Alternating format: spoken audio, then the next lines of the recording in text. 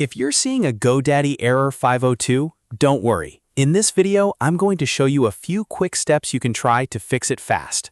A 502 error usually means there's a temporary problem with the connection, your browser, or the server itself. So the good news is that it's often something you can resolve in just a few minutes.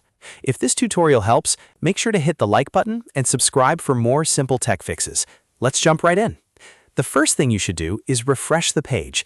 Sometimes a 502 error happens because the site didn't load properly the first time, so a simple refresh can be enough to bring the page back. If that doesn't work, the next thing to check is your internet connection. Open a new browser tab and search for speed test. Run a quick speed test and make sure your connection is stable. If your internet is slow or dropping out, that could be causing the error to appear when you try to access GoDaddy. After that, try disabling your browser extensions, especially ad blockers. To do this, click the three dots in your browser, go to Extensions, and then open Manage Extensions.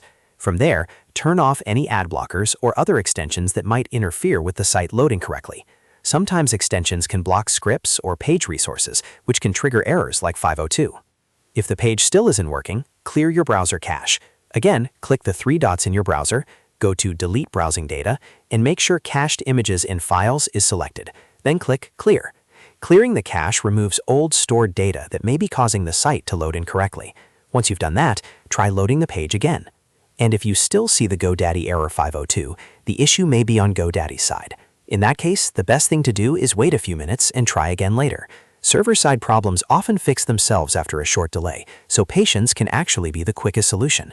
So to recap, refresh the page, check your internet speed, disable browser extensions, clear the cache, and if needed, wait a few minutes for the server issue to pass. If this video helped you out, please give it a thumbs up and subscribe for more troubleshooting guides just like this one. Thanks for watching, and I'll see you in the next video.